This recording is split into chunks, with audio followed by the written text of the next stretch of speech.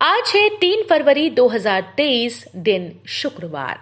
Welcome back to clean news UP. चलिए देखते हैं उत्तर प्रदेश की 25 फटाफट बड़ी खबरों को। इससे पहले आप न्यूज को कहां से देख रहे हैं हमें कमेंट में बताना बिल्कुल ना भूलें। साथ ही हमारे फेसबुक पेज को भी फॉलो करें। फेसबुक पेज का लिंक डिस्क्रिप्शन में दिया गया है। यूपी में नए एयरपोर्ट की घोषणा। लखनऊ प्रयागराज एयरपोर्ट को नए टर्मिनल मिलेंगे। केंद्र सरकार ने घोषणा की है कि वित्तीय वर्ष 2023-24 में उत्तर प्रदेश को 50 नई हवाई अड्डे मिलेंगे। अब तक यूपी में 9 हवाई अड्डे चालू हैं, जबकि शेष 9 पर काम चल रहा है। लखनऊ, वाराणसी, बरेली, हिंडन, आगरा, प्रयागराज, गोरखपुर और कुशीनगर में परिचालन हवाई अड्डे हैं। इसमें से लखनऊ, वाराणसी, कुशीनगर में अंतर्राष्ट्रीय हवाई अड्डे हैं। सोनभद्र, अलीगढ़, आजमगढ़, चित्रकूट, श्रावस्ती, मुरादाबाद, कानपुर, अयोध्या, नोएडा, सहारनपुर में एयरपोर्ट निर्माणाधीन है।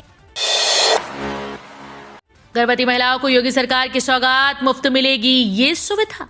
गर्भवती महिलाओं को योगी सरकार ने गुरुवार को बड़ी राहत दी। सरकारी अस्पताल, मेडिकल संस्थानों में गर्भवती महिलाओं को जरूरत के मुताबिक रक्त मुक्त उपलब्ध करवाया जाएगा।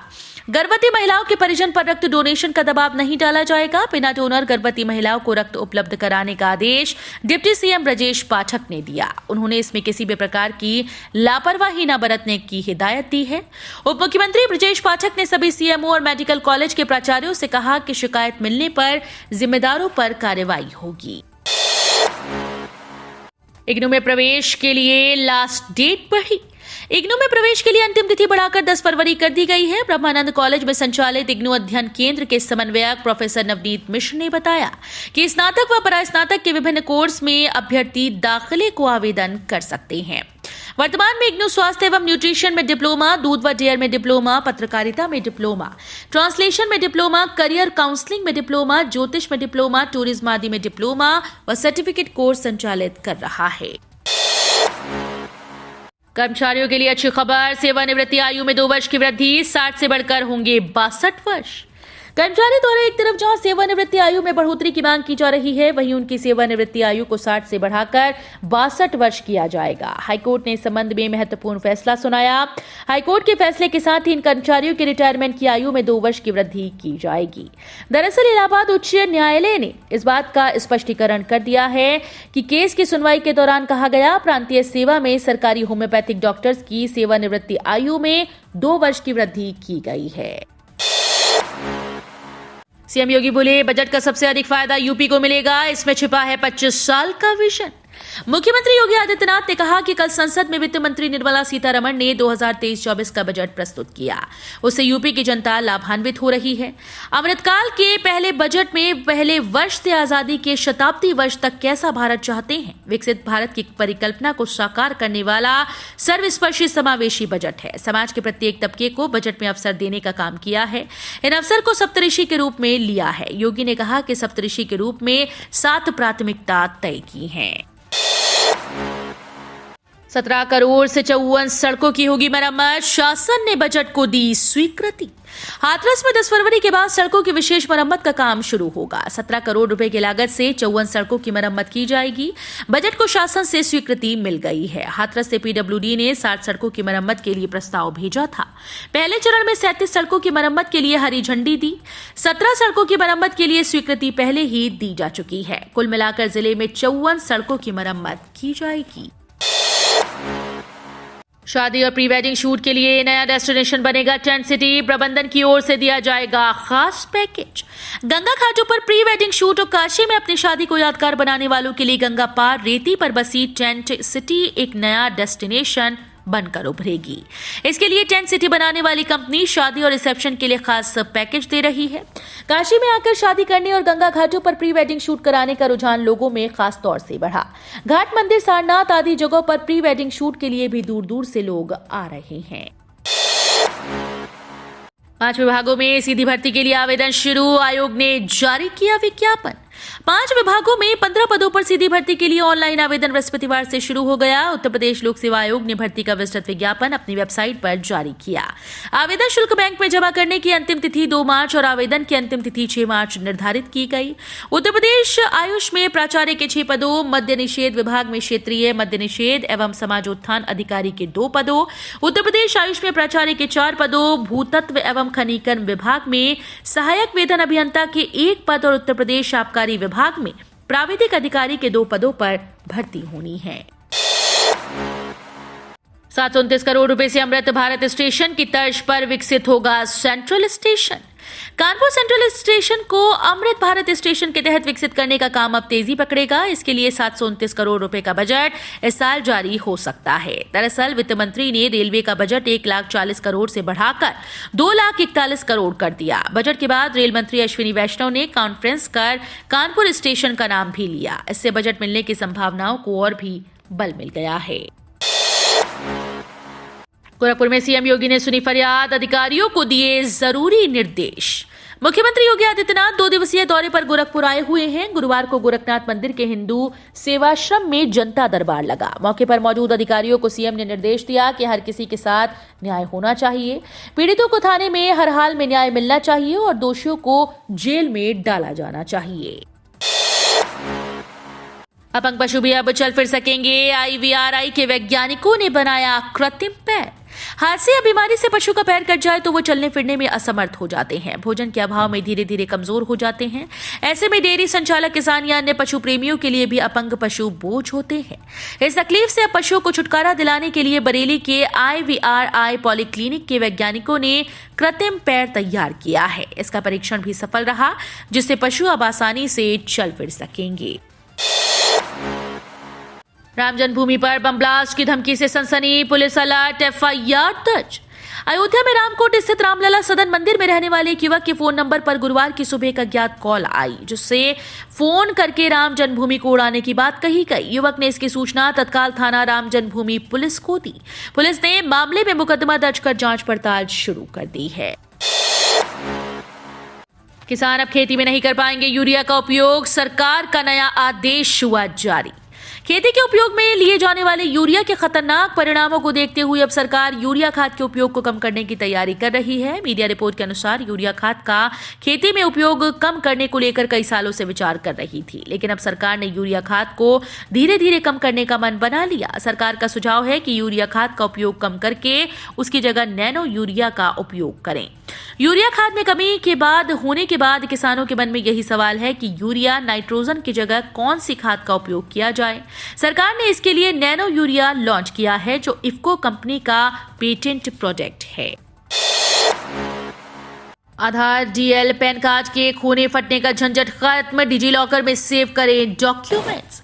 वित्त मंत्री निर्मला सीतारमण ने आम बजट 2023 में डिजी लॉकर का जिक्र किया था। डिजी लॉकर एक ऐसा ऐप है जिसमें आप अपने सभी जरूरी डॉक्यूमेंट्स को डिजिटली यानी सेव कर सकते हैं। डिजी लॉकर के चलते आपको अपने डॉक्यूमेंट्स को फिजिकली लेकर चलने की जरूरत नहीं है। इस ऐप को Aadhaar card, driving licence, PAN card और दूसरी जरूरी डॉक्यूमेंट्स को सेफ और सेव रखने के लिए शुरू किया गया है, जो डिजिटली पासवर्ड प्रोटेक्टेड है।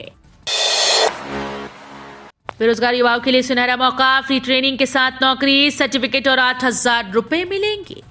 भारत सरकार देश के बेरोजगार युवाओं को फ्री कौशल प्रशिक्षण प्रदान कर उनके आत्मनिर्भर भविष्य का निर्माण करने हेतु प्रधानमंत्री कौशल विकास योजना 4.0 की प्रक्रिया शुरू करने जा रही है। प्रधानमंत्री कौशल विकास योजना के तहत देश के बेरोजगार युवाओं को उनके कौशल के अनुसार फ्री प्रशिक्षण प्रदान किया जाएगा, जिससे रोजगार भी प्रदान होगा। फ्री प्रशिक्षण के साथ में रहना, खाना और 8,000 की मासिक आर्थिक सहायता भी दी जाएगी। अगर आप भी योजना का लाभ चाहते हैं तो सरकार द्वारा जल्द ही PMKVY 4.0 ऑनलाइन रजिस्ट्रेशन 2023 प्रक्रिया आधिकारिक वेबसाइट पर शुरू किए जाएंगे।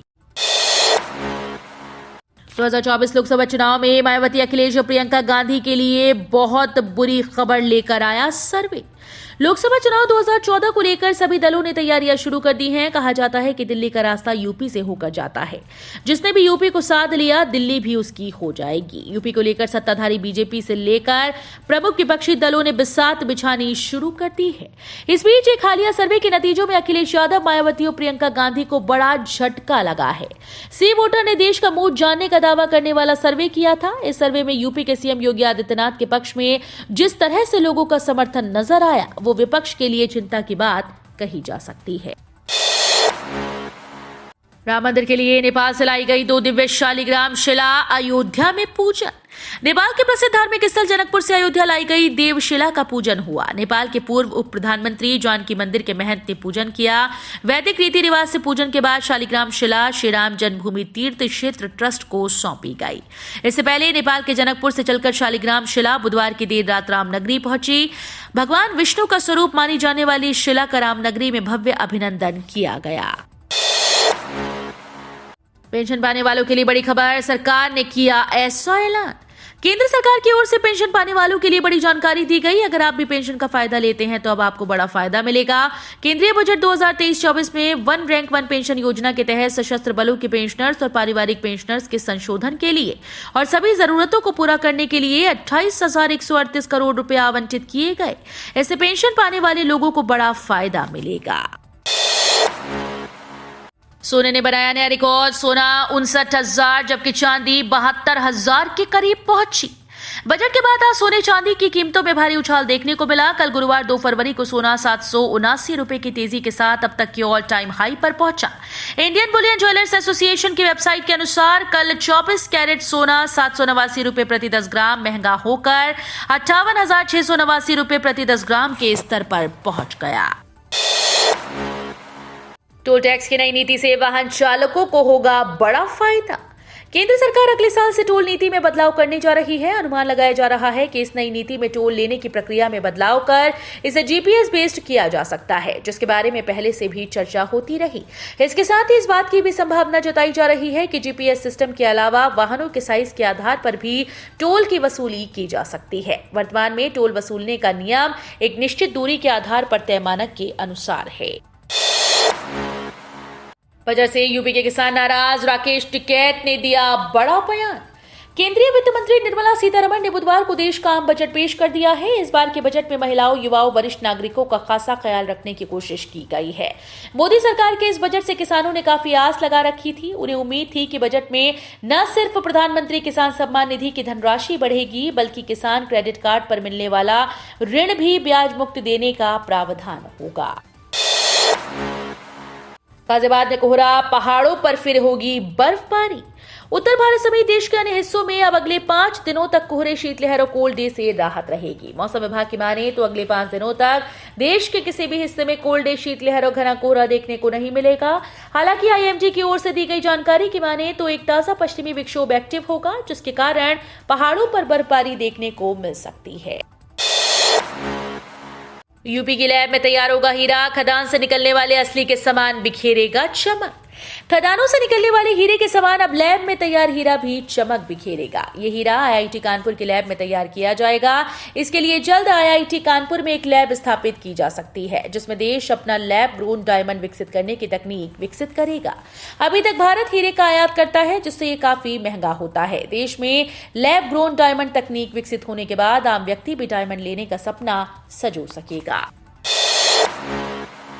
कैंसर जैसी खतरनाक बीमारी है स्वामी प्रसाद मौर्य, बागेश्वर धाम के धीरेन्द्र शास्त्री बोले। बागेश्वर धाम वाले धीरेन्द्र शास्त्री और समाजवादी पार्टी के नेता स्वामी प्रसाद मौर्य इन दिनों चर्चा में हैं। दोनों का चर्चा में होना भले ही अलग अलग कारणों से हो, लेकिन एक दूसरे पर दोनों के हमले हो रहे हैं। गुरुवार को एक बार फिर से धीरेन्द्र शास्त्री ने स्वामी प्रसाद मौर्य पर तीखा निशाना साधा।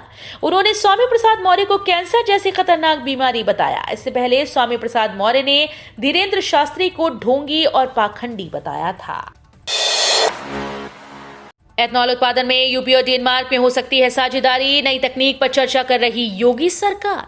योगी सरकार कृषि अपशिष्ट से एथनॉल और मेथनॉल बनाने की तकनीक को आत्मसात करने पर विचार कर रही है। दरअसल हाल ही में डेनमार्क के राजदूत H.E. फ्रेडी स्वान ने मुख्य सचिव दुर्गाशंकर मिश्र से मुलाकात कर पराली को बायोस्टॉप ब्रिकेट में एथनॉल या मेथनॉल में परिवर्तित करने से संबंधित टेक्नोलॉजी की उपयोगिता के विषय पर चर्चा की। डेनमार्क के राजदूत का कहना है कि गेहूं और धान के कृषि अपशिष्ट व पराली से बायोमेथनॉल, ई मेथनॉल का उत्पादन किया जा रहा है। तो ये थी आज की 25 फटाफट बड़ी खबरें। अगर आपको न्यूज पसंद आई हो तो वीडियो को लाइक और शेयर जरूर करें। धन्यवाद।